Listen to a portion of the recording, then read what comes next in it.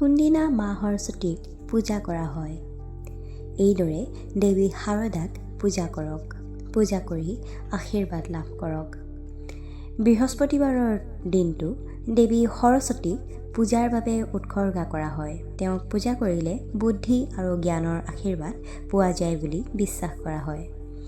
দেৱীক বেদমাতা, শাৰদা, ব্ৰহ্মচাৰিণী, জগন্মাতা আদি নামেৰেও জনা যায়। যিসকলে দেৱী সৰস্বতীক ৰীতি নীতি অনুসৰি পূজা কৰে তেওঁলোকে অন্তহীন জ্ঞান লাভ কৰে। সনাতন ধৰ্মত সৰস্বতী পূজাৰ বিশেষ তাৎপৰ্য আছে। দেৱী সৰস্বতীক জ্ঞান, প্ৰজ্ঞা, শিল্প আৰু সৃষ্টিশীলতাৰ প্ৰতীক হিচাপে গণ্য কৰা হয়।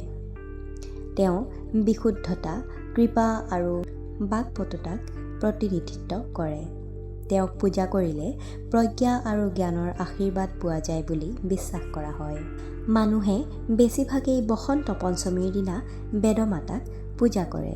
কিন্তু যদি বৃহস্পতিবাৰে দেৱীক পূজা কৰা হয় তেন্তে তেওঁৰ বিশেষ আশীৰ্বাদ লাভ কৰে। একে সময়তে জীৱনৰ অন্ধকাৰ আঁতৰি পোহৰৰ সঞ্চাৰ হয়। মাতৃ সৰস্বতীক পূজা কৰাৰ কিছু পদ্ধতি আছে। ৰাতিপুৱা সোনকালে সাৰ পাই গা ধুব লাগে। হালধীয়া ৰঙৰ কাপোৰ পিন্ধিব লাগে।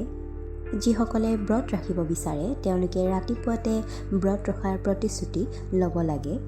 দেৱীক গংগা পানীৰে গা ধুৱাব লাগে। দেৱীক কুমকুম তিলক লগাব লাগে। হালধীয়া ফুলৰ মালা আগবঢ়াব লাগে। হালধীয়া মিঠাই আৰু অন্যান্য ঘৰতে বনোৱা খাদ্য আগবঢ়াব লাগে।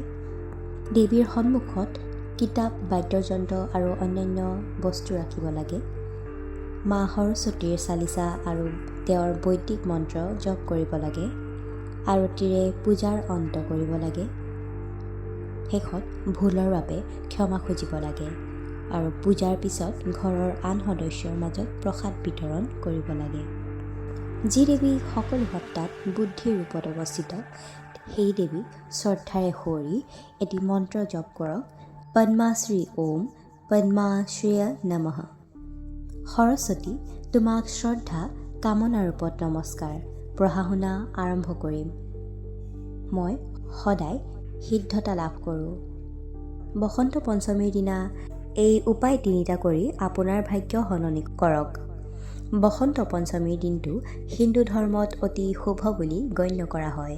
এই দিনটোত মানুহে দেৱী সৰস্বতীক পূজা কৰে। এই উৎসৱ বসন্তকালত সাধাৰণতে ফেব্ৰুৱাৰী মাহত পালন কৰা হয়। জ্যোতিষত এই দিনটোৰ সন্দৰ্ভত কিছু অলৌকিক ব্যৱস্থাৰ পৰামৰ্শ দিয়া হৈছে।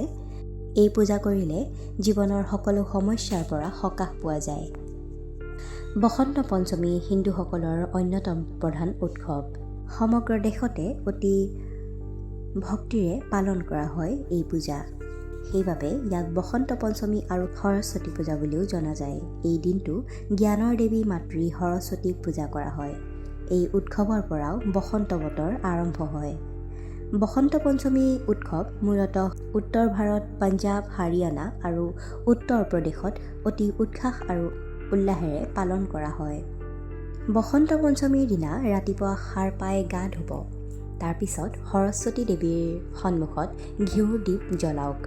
তাৰপিছত এই মন্ত্ৰ ওম অৰ্হ মুখ কমলবাসিনী পাপত্মা স্বয়ংকাৰী বদ বদ বাগবদিনী সৰস্বতী এ হ্ৰীং নমঃ স্বাহা।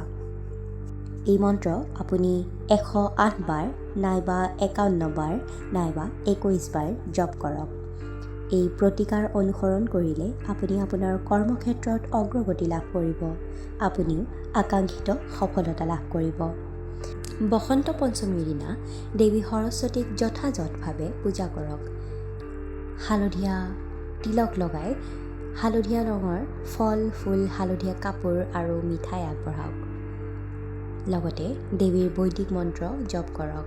এই কাম কৰি মাতৃ সৰস্বতী দেৱীক সন্তুষ্ট কৰক। তেওঁৰ আশীৰ্বাদো আপুনি চিৰদিনৰ বাবে পাব। মাতৃ সৰস্বতীৰ বৈদিক মন্ত্ৰ আৰু এটি কওঁ, ওম সৰস্বতী নমো নমঃ।